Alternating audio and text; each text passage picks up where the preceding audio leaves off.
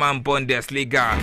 Should this team be turning back to Victor Boniface? Or should Xabi Alonso keep putting Victor Boniface on the bench? It will be one of the points of our discussions on the show this afternoon. Not forgetting the Niger mid segment, where we'll take a scorecard of Nigerian players abroad. Of course, interesting weekend for Nigerian players abroad. Demola Lukman, like I said, getting on the scorer sheet. Not forgetting Victor Osimhen scoring the winner for Galatasaray in the Turkish Super League. As we are anticipating the final 23-man list of coach Eric Chell that will be released this week, ladies and gentlemen, is said to be a week to look forward to as far as Nigerian football is concerned. Well, for the Nigerian under-17 women team, talking about the Flamingos, what a game it was for them in Pretoria, South Africa. As this team went away to South Africa and walloped the Botswana of South Africa by 3-1. The Bankole Olowokere led side now have one leg in the World Cup under-17 that will be happening in Morocco 2025. These and many more we get to discuss on the show this lovely afternoon.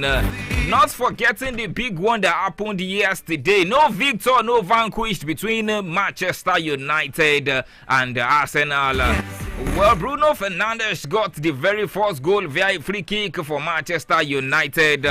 In a game that saw the first 45 minutes entirely boring, the game lead to Arsenal goalkeeper David Raya.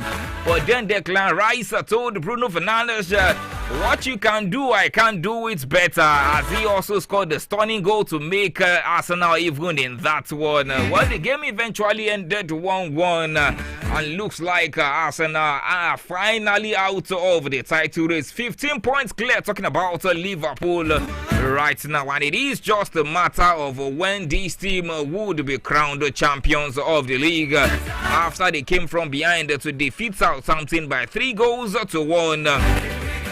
Maybe the title is done and dusted, but one interesting race in England is definitely a race for the Champions League. As 4 sports, 10 teams jostling for that particular one. Brighton came from behind to beat Fulham at the Amex Stadium, dealing a blow to the Cottagers' own European dreams. Meanwhile, Aston Villa have thrown their hearts back in the ring with a narrow victory at Brentford. 10 more finals to avoid disaster. This team needed to qualify for the Champions League next season.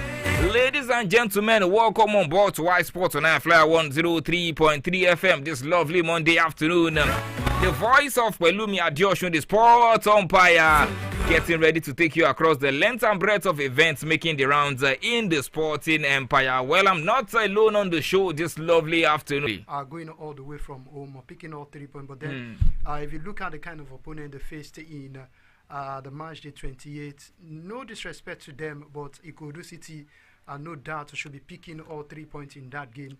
And for Madrid also, well, it was a nervy game for them because at some point, Rayo Vallecano were really knocking on the door.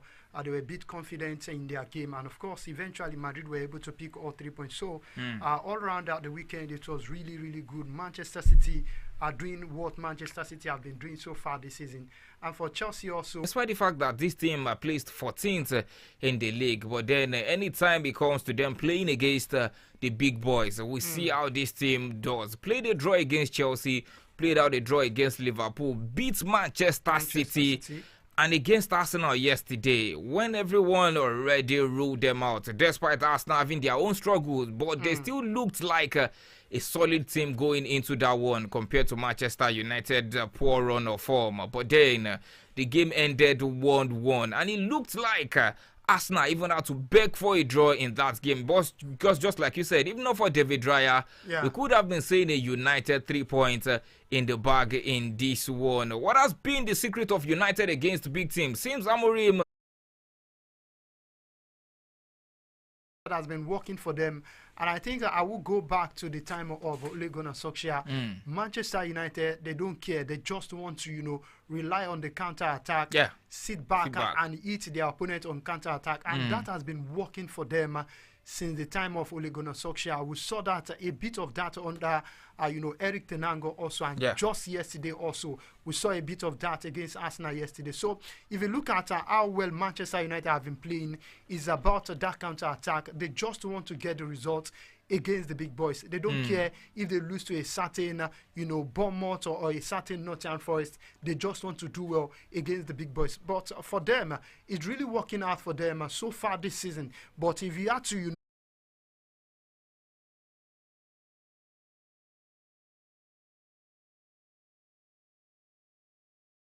newsmen, as they would do it, they asked Mikel Arteta yesterday again after the game against Manchester United. Mikel Arteta, when he was asked about the title with 15 points behind Liverpool, well, Mikel Arteta stormed out of the press conference right there, looking like he already gave up on the league. Not the proper title race that we would have expected, but then maybe we should leave that aside. It might be a discussion for the end of the season, but let's talk about the game itself. You've always clamored and of course always talked about Arsenal's lack of a striker in that team. Do you think the outcome of the game just could have been different if there was a proper number 9 on the pitch for Arsenal yesterday?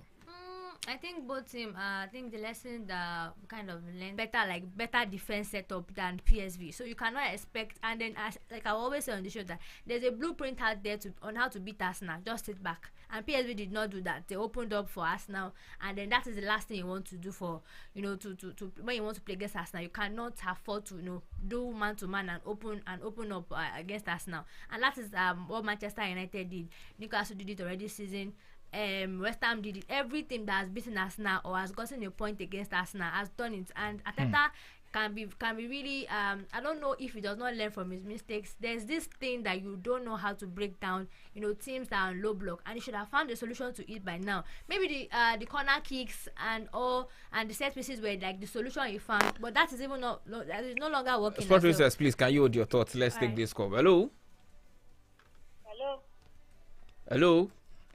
Okay, please, Sport Princess, please go ahead. All right, so I think for me, you need to find a proper solution to not being able to break down mid blocks and low blocks, because every team out there that wants to get the points, even Real Madrid, if they actually meet us now in the next round of the Champions League, they'll probably adopt the Atletico Madrid style of play, because there's a pattern out there. You do not open up against Arsenal, because they have still have quality players that can kind of finish games and score proper goals sometimes. But at the same time, I think the Arsenal's weakness that everybody knows out there is they struggle. Even though Manchester United came back in the game in the second half, Arsenal still dominated possession. So they were more like Manchester United more like did a counter-attacking football, at the same time still defending and not leaving any space for Arsenal to capitalize on. So for me, until Arteta fix that problem, even if we get a striker next season, and because we actually didn't create clear-cut chances yesterday as well. So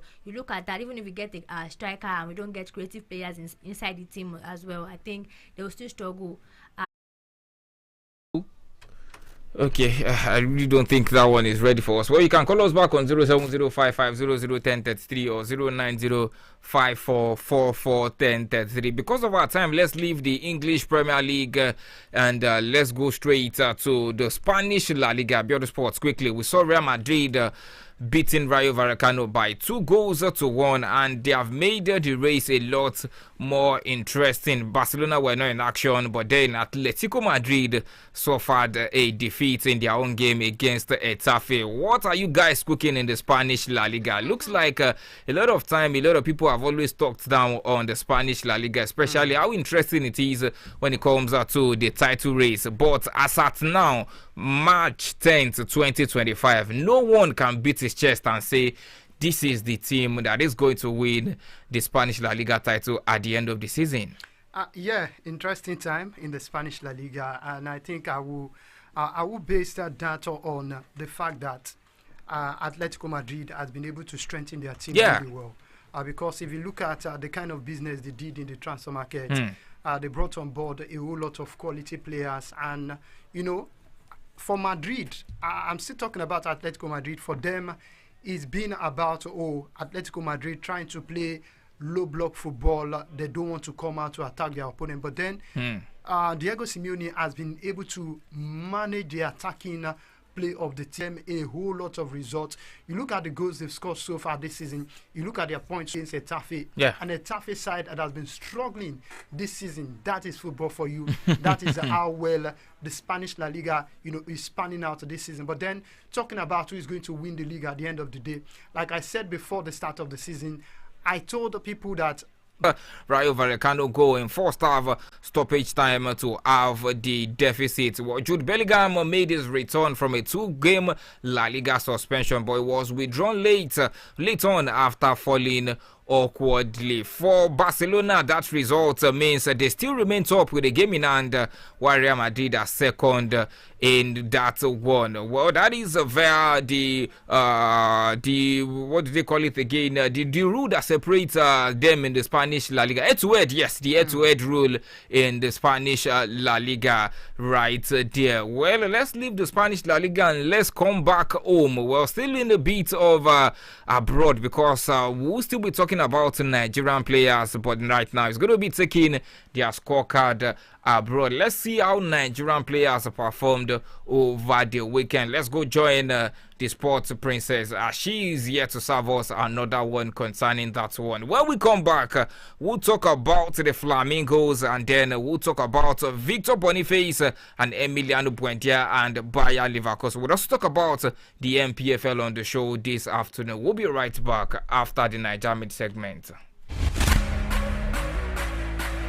Happy New Week to all our wonderful listeners. Welcome to another episode of Niger Mid segment, where we celebrate Nigerian players excelling in Europe. With just a few days left until the first international break of 2025, Nigerian players continue to impress with outstanding performances for their respective teams. The current African Footballer of the Year, Ademola Lookman, once again shown in Serie A, scoring the winning goal in the 77th minute during their 4-0 demolition of Juventus on Sunday. In La Liga, Chidera Ejuke netted Sevilla's only goal, securing a 1-0 win against Real Sociedad. Sadiq, who played in the Belgian second tier, scored the winning goal for UPenn in their victory over Bordeaux. In Israel, Adeniyi James continued his impressive run, scoring for Hapoel Endera in their away win against Maccabi Bener. Hakonbi Rashid scored for Sheriff Tiraspol in the Moldovan League match against Sparta Selimat. In the Malta second tier, Hassan James scored Tafa's first goal in their win against Zebog. In the Azerbaijan Premier League, Abdullahi Shwahibu scored Gabala's first goal in their victory over Sebrayu.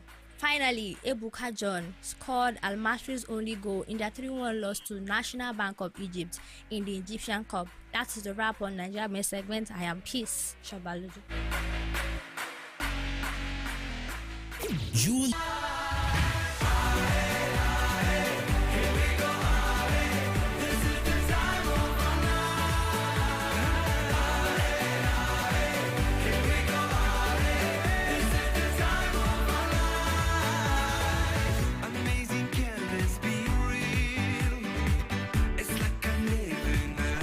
Well, that was the Niger Made segment that you just listened to. Maybe not one way to the familiar names that you used to know as far as Nigerian international are concerned, but then we still had Victor Osimhen and Ademola Lookman on the scorer sheet for. We have 39 players invited, and we are expecting the final 23 this week, and one of the important positions is the striking department for this team. We understand that some players might just have their names already penned down, but let's talk about some players who might not just have automatic slots in that team, but then are doing very well. One of them is Sadiq Umar. He has been a part of the team before, but then he went out of the team at some point. But this man has scored 4 goals in his last 4 games for Valencia, and he has also got 100% and Emiliano Buendia right there. Little did we know that this was going to snowball into a big issue for Victor Boniface. Their last 2 games now, Victor Boniface has been on the bench for this particular team. Do you think this is the right punishment for Victor Boniface, or maybe there might just be another reason as to why Xabi Alonso has decided to put Boniface on the bench? Concerning what happened between him and Emiliano Buendia. Because if you look at Victor Boniface also, he's not been that instrumental for Bayer Leverkusen Of course, it did well for them last that season, yeah. But then this season, he's been a little bit of a peripheral player in that team. And I think Patrick Schick has been the go-to man for Bayer Leverkusen anytime they want to go into top games. And if you look at Emiliano Buendia also, he's also not playing Bayer Leverkusen's game. So for me, it's about, a tactical decision. The tactical decision of the manager. And Alonso also said it in one of his, Ojo back in the team. But if not getting that, maybe he should leave. I think for me right now, he has gotten to that time or in his career where he had to decide that, okay, I think my best place for me. Because our time is fast spent, let's talk about the Nigerian Premier Football League match day 28 games that went down across all centers. Aqua United kept their survival hopes alive after battling to a 1-1 draw with Enugu Rangers in that game. Sunshine Stars came from a goal down to secure an away draw with Nasarawa United, while Atland extended their winless run after it ended 1 goal apiece with visiting Bayelsa United. Plateau United and Eyimba got the better of Apia Warriors and El Kanemi Warriors respectively by a lone goal. But then let's talk about Shooting Stars game. Biodo Sports quickly. Looks like this team might just be suffering the same fate that happened to them last season. Last week we were here talking about this team in third position, and now we could get really, really worse for this team. I think they even have themselves to thank because if Canopilas and Rangers had a very good weekend, Shooting Stars would have been in 6th as at this particular weekend. What is the way forward for this team? Or you think they should just be forgetting about the continental slot again? Don't forget that they have an